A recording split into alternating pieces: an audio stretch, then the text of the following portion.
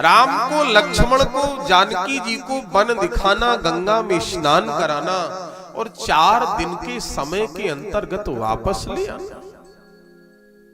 महाराज एक विकल्प भी दिया है, राम मेरे रक्त से उत्पन्न है, हो सकता है राम सत्य की प्रतीक परीक्षा देखते हुए सत्य की रक्षा करे, सत्य इसलिए हो सकता है वचनबद्ध होने के कारण राम लक्ष्मण वापस ना आए, तो तुम पुत्र वधू सीता के सामने हाथ जोड़ के खड़े हो जाना सुमंत, और बहू रानी को वापस ले आना। कितनी लालित्यमयी करुणमयी चौपाई लिखी है महाराज। जो लोग पाठ करते होंगे इस जगह पाठ करने में आंखें भर। दशरथ जी के सखा हैं सुमंत जी, मंत्री तो बाद में। एक ससुर की उम्र का व्यक्ति जानकी जी के सामने जब हाथ जोड़ के खड़ा हो गया, बहू रानी बेटा राम अगर वापस नहीं जा सकता तुम वापस जाओ। जानती हो क्या कहा है तुम्हारे ससुर जी ने? पितु गृह कबहू कबहू ससुरारी, रहू जहां रुचि हो ये तुम्हारी। कभी पिता के यहां चली जाना, कभी ससुराल में रह लेना। 7 वर्ष पिता के यहां रह लेना, 7 वर्ष ससुराल में रह लेना। मई के ससुरे सकल सुख, इस धरती पर एक चक्रवर्ती सम्राट के महल में जो सुख होने चाहिए वो सुख तुम्हें जनकपुर में भी मिलेंगे और अयोध्या में भी।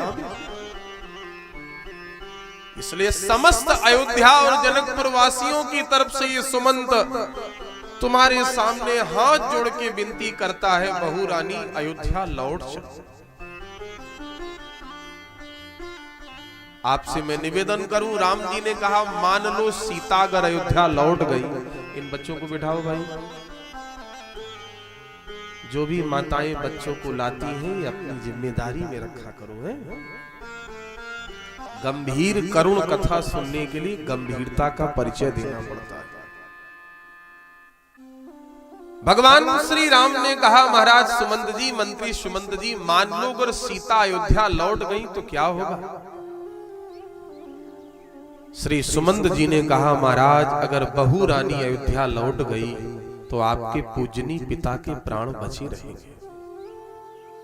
मेरी मां बहन बेटियों, हमारे धर्म शास्त्रों में 2 देवियों के सामने वो धर्म संकट है, एक कौशल्या के सामने, एक सीता के सामने। अगर जानकी जी राम जी के साथ जा रही हैं तो ससुर की मृत्यु हो रही जो पिता के समान है, और अगर जानकी जी अयोध्या लौट के जा रही हैं तो पति का साथ छूट रहा है। पति की लीला भी तो संपादित करानी। वाल्मीकि रामायण में श्री राम जी ने जब जानकी जी से पूछा, सीता क्या करोगी मेरे साथ चल के वनवास, क्या करोगी? जानकी जी ने कहा प्रभु आपके रास्ते में जितने भी कांटे पड़ेंगे उन कांटों को आगे जा जा के हटाऊंगी ताकि आपके चरणों में कांटा न लगे। और प्यारे श्रोताओं, पूरी वाल्मीकि पढ़ डालो, जानकी जी ने एक भी कांटा नहीं हटाया। 11 वर्ष 7 महीने भगवान चित्रकूट में रहे। 5 महीने की यात्रा पूरी करके भगवान जब नासिक में पहुंच गए, गोदावरी के तट महाराष्ट्र में, 12 वर्ष हो गए तब राम जी ने पूछ दिया, सीता तुम तो अयोध्या में कहती थी प्रभु आपके रास्ते में पड़ने वाले कांटों को मैं हटाऊंगी, आज तक तुमने एक भी कांटा नहीं हटाया। जानकी जी के नेत्र सजल हो गए, प्रभु कांटों को हटाने का समय तो अब आया है। संसार के सबसे बड़े कांटे राक्षस हैं और उसमें भी सबसे बड़ा कांटा रावण है। उस रावण रूपी कांटा को हटाने के लिए पहले लंका मैं जाऊंगी, पीछे पीछे आप आ जाना प्रभु, पहले तो आगे तो मैं ही जाऊंगा। श्री राम जी ने कहा सीता निर्णय तुम्हारे हाथ में है, अगर तुम अयोध्या लौट जा रही हो तो पूजनीय पिताजी का जीवन बचा रहेगा, और यदि मेरे साथ जा रही हो तो पिताजी का जीवन नहीं रहेगा। श्री राम जी ने धीरे से महाराज आंखों से इशारा किया, केवट को नाव में बैठ गए। श्री राम जी चले गए। सुमंत जी अपने हृदय पर पत्थर, कुलिश का अर्थ यहां बज रहे हैं। कुलिश का अर्थ पत्थर की तरह महाराज, रेक कुलिश ध्वज अंकुश सोहे। श्री सुमंत जी हृदय पे पत्थर रखे सबको जाता हुआ देखते रहे। 3 दिन तक गंगा जी की रेती के किनारे पड़े रहे सुमंत, और 3 दिन बाद निषाद राज गुह जब वापस आया तो गोस्वामी जी कहते फिरे हूँ निषाद प्रभु ही पहुंचाई। भगवान चित्रकूट पहुंच गए, और निषाद राज गुह जब वापस आया तो निषाद राज ने जब सुमंत जी और घोड़ों की दशा देखी, बाप रे बाप, क्या वर्णन गोस्वामी जी ने किया है। 3 दिन हो गए हैं, बैसाख का महीना लग गया है महाराज, और घोड़ों ने 3 दिन में ना तो 1 दिन का घास खाई है, न गंगा का एक जल बूंद दूध जल पिया है। नहीं त्रन चरही न पियही जल लोचन मोचति बार।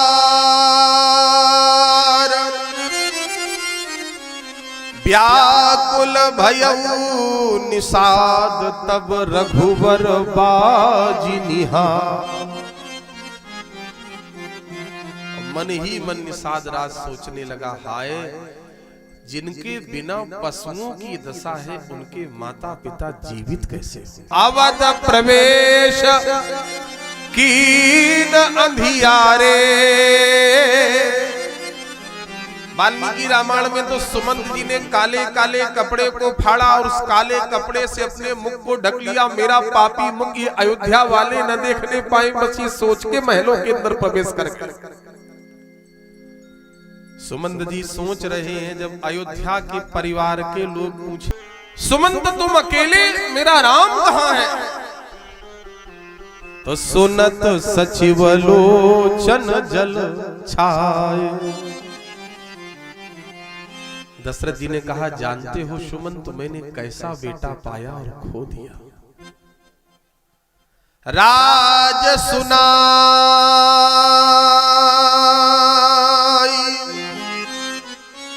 दीन बनवासु।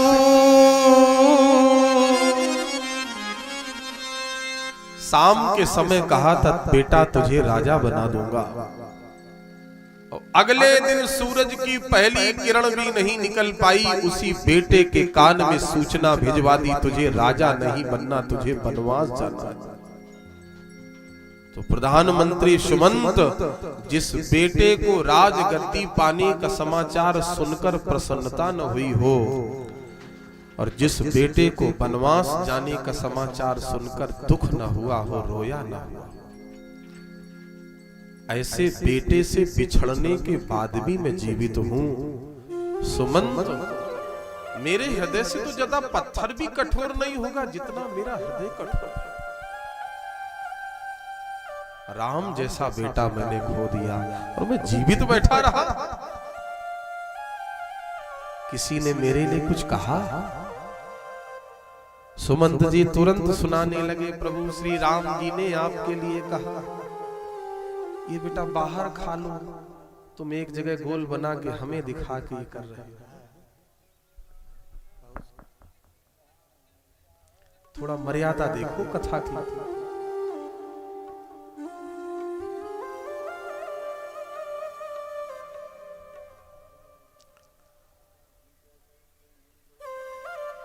सुमंत जी बोले, महाराज श्री राम जी ने कहा आपके लिए, तात प्रणाम तात सन कहू, तात प्रणाम तात सन कहू, बार बार पद पंकज गहू, बार बार पद पंकज गहू, सुमंत जी मेरे पिता से 100 बार मेरा प्रणाम कहना।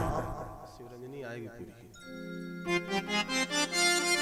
श्री दशरथ जी ने कहा क्या कहा? कहा आपके लिए 100 बार प्रणाम कहा। और मैं तो क्षमा से के साथ एक भाव कह रहा हूं यहां पर। श्री दशरथ जी महाराज की मृत्यु के कारण सुमंत जी भी हैं।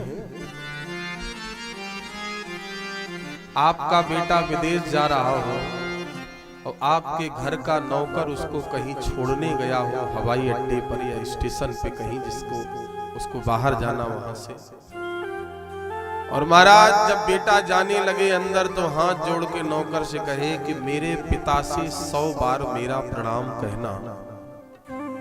तो काशीपुर के पवित्र प्रांगण में बैठे हुए श्रोताओं, जितना दुख उस बेटे के लिए आपके हृदय में होगा, नौकर लौट के आके कहे आपसे भगवान आप जैसा बेटा सभी को दे, आपके बेटे ने 100 बार आपके लिए प्रणाम कहा। तो जितना दुख उस समय होगा उससे 100 गुना ज्यादा दुख अपने आप बढ़ जाएगा। श्री दशरथ जी तो राम जी के वियोग में रो ही रहे हैं और श्री सुमंत जी राम जी का समर्पण सुना। माताओं ने कहा मेरे लिए कहा कुछ? हाँ आपके लिए भी कहा। जननी सकल परितोष परि परि पाय पुनि बिनती घनी, तुलसी करहु सोई जतन जेहि कुशली रहे कौशल धनी। मेरी माताओं से कहना वो काम करे जिससे मेरे पिता प्रसन्नता के साथ 14 वर्ष रहे। गुरु जी ने कहा मेरे लिए कुछ कहा? हाँ। गुरु शन कहबक संदेश, बार बार पद पदुम गही, करहु सोई उपदेश, जोहि न जेहि न सोच मोहे अवदपत। मेरे गुरु जी से कहना वो कथा कहें जिस कथा जिस ग्रंथ की गाथा को सुन के मेरे पिता मेरी याद ही न करें। प्रजा से कहना वो काम करें जिससे मेरे पिता प्रसन्न रहे। और भरत जब आए तो भरत से कहना कहब संदेश भरत के आए, कहब संदेश भरत के आए, नीत न तजिए राज पद पाए, नीत न तजिए राम। मेरे भरत से कहना भरत राजा बनने के बाद नीत न त्यागे। तो किसी ने कहा राम जी आपको संशय? बोले संशय नहीं है। शिक्षा दे रहे हो भरत छोटा? बोले शिक्षा देता तो आदेश कहता, यहाँ संदेश है। नीत क्या है? राम जी को ये अंदेशा है, ये संशय है कि भरत मेरी मां कैकेयी को कहीं ठुकरा न दे। तो भरत से कहना अगर कौशल्या भरत की मां है तो कैकेयी राम की मां है। अगर कौशल्या के चरण दबाना तो मेरी मां कैकेयी को प्रणाम जरूर करना। बस यही नीत न तजी राज, पालेहु प्रजहि करम मन मानी, सेवहु मातु सकल सब जानी। मन मानी कर्म से प्रजा का पालन करे और तीनों माताओं की एक समान सेवा करे। बस यही नीत है। और निभायऊ भायप भाई। मेरे भरत से कहना लक्ष्मण को अपने साथ में लिए जा रहा हूं और सबसे छोटा जो शत्रुघ्न है भरत में तुम्हें सौंप के जा रहा हूं। एक बात ध्यान दें, भगवान जितना स्नेह जितना प्रेम शत्रुघ्न से करते किसी से नहीं। चित्रकूट से जब भरत जी पादुका लेके वापस आने लगे तो श्री राम जी ने शत्रुघ्न को बुलाया, शत्रुघ्न इधर आओ। शत्रुघ्न जी ने कहा जी भैया। राम जी ने कहा शत्रुघ्न तुम मुझे कितना मानते हो, कितना आदर देते हो। शत्रुघ्न जी ने कहा प्रभु पिता के ना रहने के बाद बड़ा भाई पिता के समान हो जाता है, मैं आपको पिता की तरह मानता हूं। राम जी ने कहा शत्रुघ्न अगर तुम मुझे पिता की तरह मानते हो तो मुझे एक भिक्षा दे के जाओ, मुझे एक वचन दे के जाओ। कौन सा वचन? राम जी ने कहा तुम मुझे वचन दो, अयोध्या लौट के तुम मेरी मैया की इतनी सेवा करोगे, इतनी सेवा करोगे कि 14 वर्ष में कभी भी मेरी मैया को मेरी याद ना आए। शत्रुघ्न जी ने कहा भैया इसमें भी कहने वाली बात है, मैं कौशल्या मैया की इतनी सेवा करूंगा कभी भी मां को आपकी याद नहीं आएगी।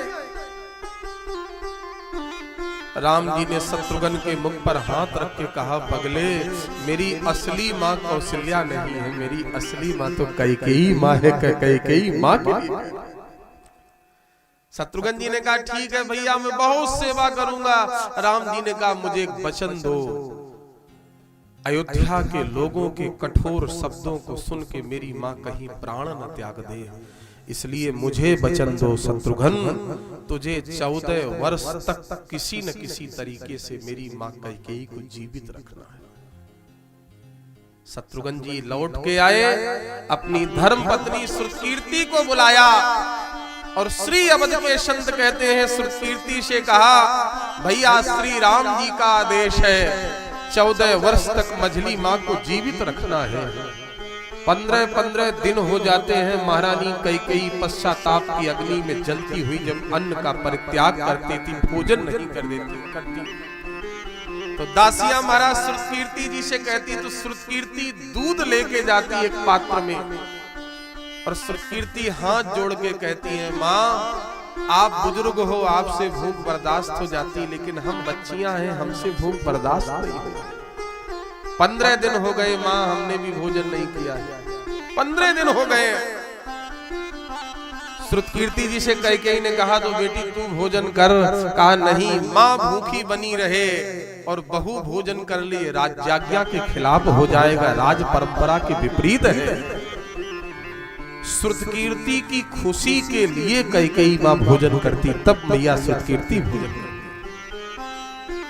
इसलिए भरत से कहना माताओं की समान सेवा करें और शत्रुघ्न के जीवन की देखभाल भरत तुम्हें करे।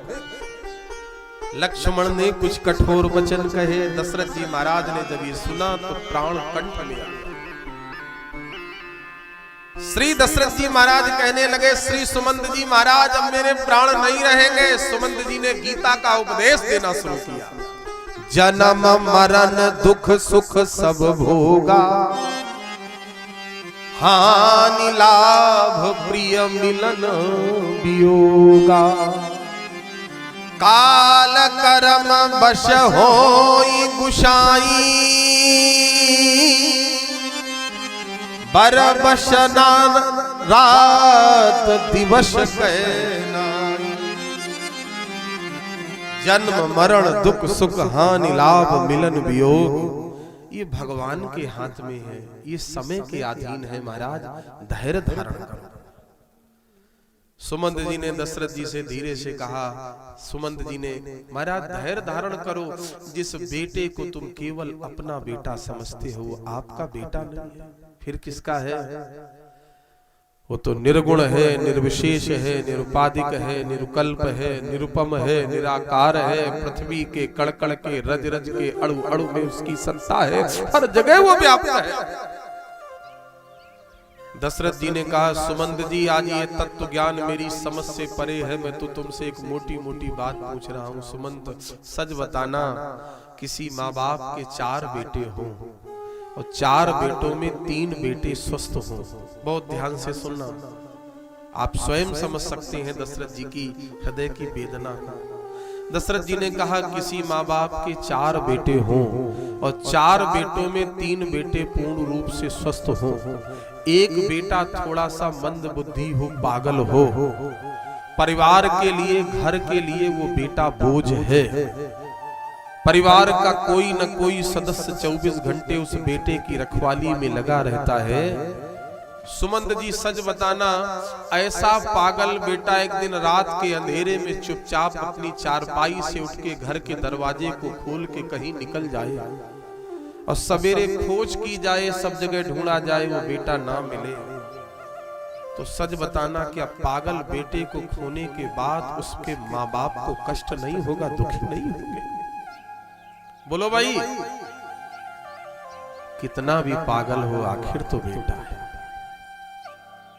सुमंत जी ने कहा महाराज कितना भी पागल हो आखिर तो बेटा है। दशरथ जी ने कहा सुमंत, जब पागल बेटे को खोने के बाद माँ बाप रो पड़ते हैं तो मैंने तो बेटे के रूप में भगवान को खो दिया और तुम कहते हो धैर्य धारण कर। कैसे धैर्य धारण करूं? कौशल्या जी ने देखा आज सूर्य वंश का सूर्य अस्त होने जा रहा है, मेरे जीवन में सफेद साड़ी आ रही है। अपने आप को संभाला और दशरथ जी के सामने खड़ी हो गई। मेरी माताओं, ऐसे ही चाणक्य ने नहीं लिख दिया कि स्त्री का कौन सा स्वरूप पति के सामने किस समय कौन सा स्वरूप होना चाहिए। भोजन के समय मां का, शयन के समय रंभा का और संकट के समय मित्र का स्वरूप होना चाहिए। आरसी कट गई है बैंक से, तहसीलदार साहब पुलिस लिए आपके दरवाजे पे खड़े रिकवरी करने आए हैं और आपके पास पर्याप्त महाराज गहने हैं, आभूषण हैं, तो दे दो, कह दो ये आभूषण अगर हैं तो पति की कृपा से है। पति की इज्जत से ज्यादा महाराज आभूषण कीमती नहीं है जितनी कीमती पति की इज्जत। संकट के समय मित्र का स्वरूप। कौशल्या जी ने अपने आप को संभाला और श्री दशरथ जी के पास पहुंच गई, उनके चरणों को अपनी गोद में रख के समझाने लगी। श्री राम के वियोग रूपी समुद्र में आप जहाज हो। आप केवल मेरे पति नहीं हो, आप अयोध्या पति हो। एक राजा किसी व्यक्ति विशेष का पति नहीं होता है, एक राजा किसी रानी का पति नहीं, एक राजा संपूर्ण प्रजा का पति होता, पृथ्वी पति होता है। आपके ऊपर केवल मेरा उत्तरदायित्व नहीं है, संपूर्ण प्रजा की एक एक श्वास का सुख दुख का उत्तरदायित्व है। महाराज आप अपने आप को संभालो। और ये कौशल्या कह रही है अगर धैर्य धारण कर लिया तो राम फिर मिलेंगे, ये मैं सच कहता हूं। दशरथ जी ने कहा कौशल्या राम कहां है?